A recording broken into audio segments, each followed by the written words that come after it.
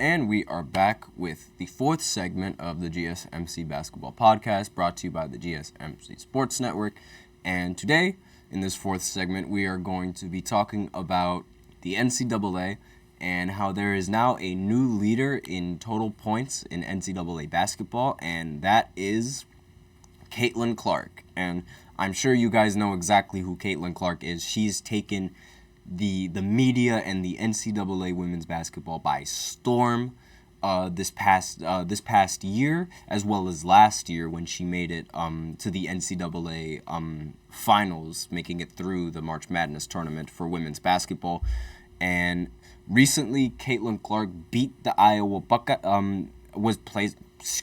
Jesus Christ. Caitlin Clark, part of the Iowa team, played against the Ohio Buckeyes women's team, and they were the second ranked team in the NCAA for the women's team, and Iowa recently beat them. So with this in mind, she ended the game with 35 points as well, and she passed Pistol Pete in terms of total points in NCAA.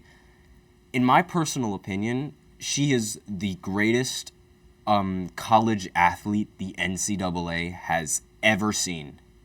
And it's honestly, like, it is amazing how I would have never expected anyone, let alone, like, I don't want to be like rude or like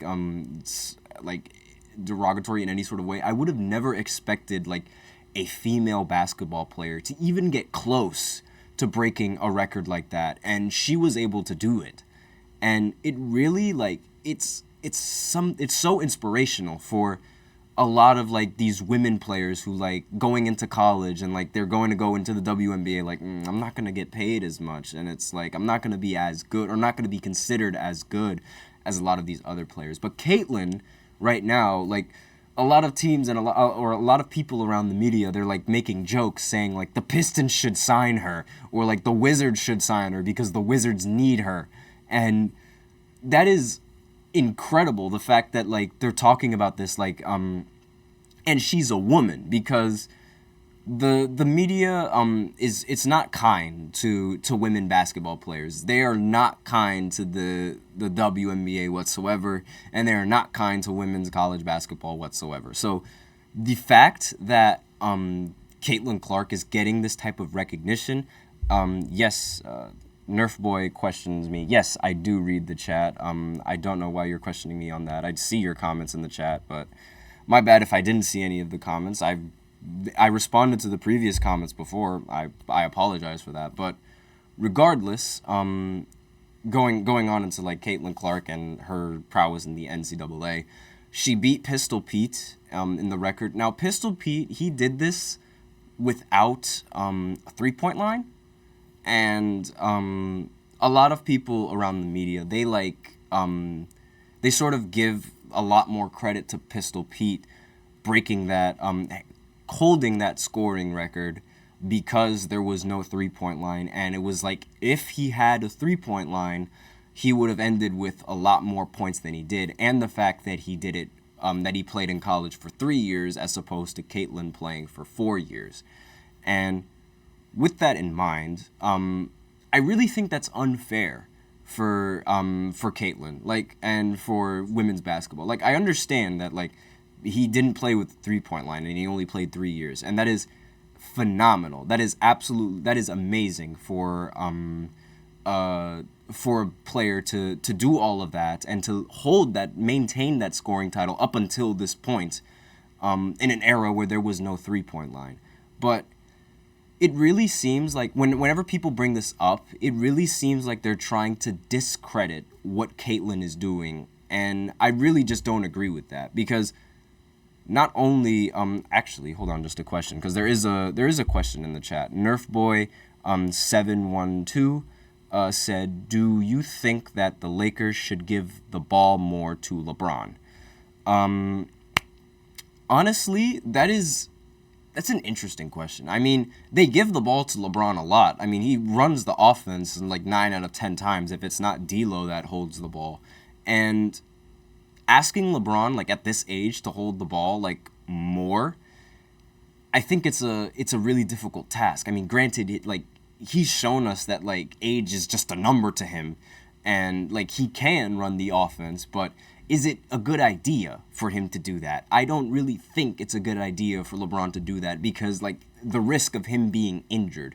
I remember in the beginning of the season, like they were talking about how he was supposed to get he was supposed to be on minutes restrictions, and they were going to sort of like alleviate the pressure, but that really hasn't happened at all this season, and it's just another year for LeBron where he's had to just carry the load on the offensive side of the ball, and I really think that they should just they should give the ball, like, obviously, like, it's working, give the ball to LeBron more, but at the same time, like, D'Lo, he's been producing pretty well ever since the trade deadline, so maybe let D'Lo, like, allow D'Lo to operate and, like, alleviate the pressure from LeBron James and operating with the basketball, but, like, at the same time, it's LeBron James with the basketball, and you want LeBron in the basketball. I think come the playoffs, they have to do that. And, like, that's if they want to win, they have to rely on LeBron.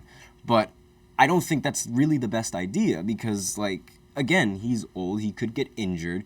And all of these other players, like, they need to get into that rhythm of being able to create some sort of offense if LeBron doesn't create that offense. And Nerf Boy 712, he also has more questions in the chat, so I might as well go ahead and answer that in this fourth segment. Why not? Who do I think is the best contender for the Western Conference Finals? He says the Clippers, and I have to agree with him on that. Like, the Clippers, they definitely do have the best chance of making it all the way to the Western Conference Finals and winning it in the end. However, this is the biggest but that you'll ever see. They're the Clippers. And we all know, like, the history that the Clippers have in the postseason. They constantly blow series and they blow leads when they should be winning these games. And I really feel like that sort of, like, that thing is going to haunt them. And that persona is going to haunt them going into the playoffs. So with that in mind, I think Denver has a better chance of making it to the Western Conference Finals and winning the Western Conference Finals. And they also have they also have better matchups if they were to go up against the Clippers. I mean, Jokic, like, I don't really think the Clippers have anyone that could stop Jokic consistently. Granted, Zubac has been his best games have been against Jokic. I totally understand that.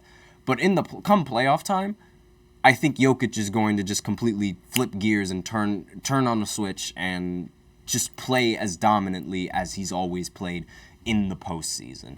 And the same thing applies with Jamal Murray, who's also a triple-double machine in the postseason. If you remember from last year when they were in the finals, they became the first duo to get a triple-double together, and I really think that they have the best chance of making it out of the West, given the fact that they already have experience getting out of the West, and they haven't really, like, blown the leads that the Clippers have blown through history. But that's my personal opinion. But other than that, I do think that the Clippers could make it to the Western Conference Finals, and assuming they don't choke towards the end of the day. But that's my personal take on it. And going back to what I was talking about with the NCAA and Caitlin Clark with Pistol Pete, I see your comment, Nerf Boy, and I'm going to touch on that in a few seconds, but I do want to continue with this segment. Pistol Pete, he did hold the scoring record, but he had to take 40 shots to do it. And Caitlin has only taken, like, 22 shot attempts to do it. And, like, yes, she did have the three-point line. But saying that Pete's is more impressive, it's like you're downgrading Caitlin's style of play and like what she brings to the game. Because we're seeing this with our own eyes. And a lot of people that are saying this haven't seen Pistol Pete play with their own eyes. And I really think it's unfair. So now I'm going to acknowledge Nerf Boy's comments. Will the Heat do it again this season? And what I think he means by do it again is, will the Heat surprise everybody and make a huge run in the playoffs? And there's no like real, I can't say for certain if they're going to do it again, because that's all dependent on how well Jimmy Butler plays in the postseason. And if we're going to go, like, I'm a little bit superstitious. If we're going to go by the pattern that it's followed for, like, the last few years, Miami, they beat the Bucks, then the Bucks beat Miami. Now Miami beat the Bucks, and now it's time for the Bucks to beat Miami. So I don't think that Miami is really going to make it as far into the postseason as they have in previous years, especially given with how dominant the Celtics are. And one thing that I do remember is that the Celtics, they came really close to coming back from a 3-0 lead against the Miami Heat. And part of that was because that Jimmy Butler wasn't playing like playoff Jimmy Butler. I personally think playoff Jimmy Butler's a myth, and he only exists in really the first round. Like, if you look at his numbers going deeper into the playoffs last year, they got worse and worse and worse every single time. But still, the media was like, oh, playoff Jimmy, and all that stuff. And I really don't agree with that. So I think this year, like, they aren't going to really make it that far in the postseason. I think if they match up against the Knicks with Jalen Brunson and Julius Randle, the Knicks have a great chance of beating them. If they match up against the Cavs, the Cavs also have a good chance of taking them to 7 games. But I don't really think it's the year for the Miami Heat to do it, especially given with how dominant the Boston Celtics have been and how they take these games like really personally. I wouldn't be surprised if they match up against the Heat, they take that series very, very personally and they end up sweeping them. Would not be surprised if that happens whatsoever. And again, it's all down to whether or not Jimmy Butler can play like playoff Jimmy Butler. Because that's sort of like, when he plays well, the rest of the team seems to play well. And that's the driving force that the Miami Heat have. And that was something that they were missing in the postseason and in the finals going up against Denver. So I don't really think that the Heat have what it takes this season to do what they've done in previous seasons. That's just me, though, especially given how like powerful like the Celtics and the Knicks are in the Eastern Conference. That's just me. But going back to the NCAA leader in points, it's sort of like it's negating like all of Caitlin Clark's accomplishments, because we've seen it with our own 2 eyes and we see what she's doing, and she's probably the chosen one to bring the WNBA fame. That's how I view her. I really see her as the chosen one to bring that the viewership that the WNBA needs. Similar to how Michael Jordan brought all the viewership that the NBA needed at a time when the NBA wasn't that popular in the 80s, like before Michael Jordan like was what was known as the player as he was when his time with Team USA 1992, the Dream Team, all that kind of stuff. And it brought attention to the NBA on a global scale. And similar to how MJ can bring attention to the NBA, I think Caitlin will bring attention to the WNBA, because a lot of people, they want to tune in and watch her play. She played a game in a football stadium because Iowa couldn't fit all of the fans that wanted to be in attendance for the game. That's how many viewers she brings. And last year in the NCAA Women's Finals, that was the most viewed NCAA Women's Finals in history. And it completely destroyed the viewership compared to the 2020 and 2021 NBA Finals. So with that in mind, she's an attention grabber.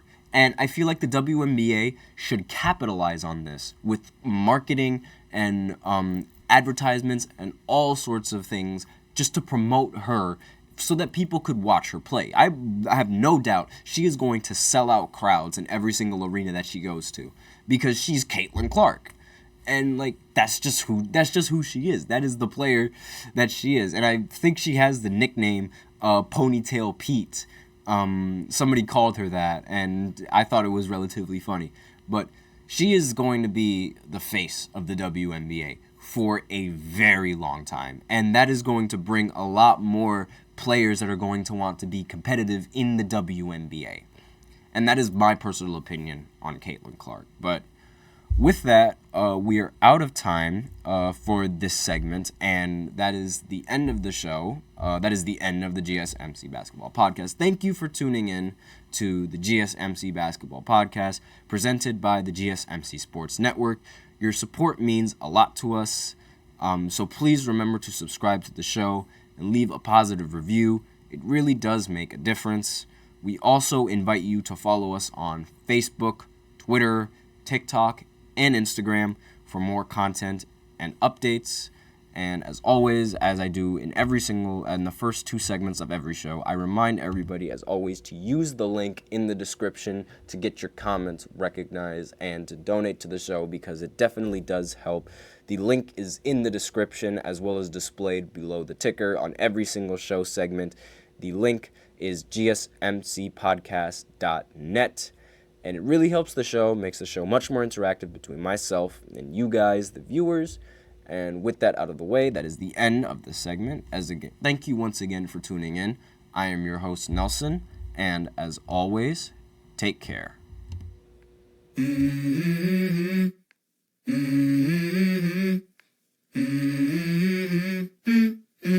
Let's go. I wake up to a little bit of drool on my pillow, feel like it's gonna be a bad day. Yeah, I'm tired of shit, and the coffee ain't hit yet. Damn, ain't that great. I don't wanna go.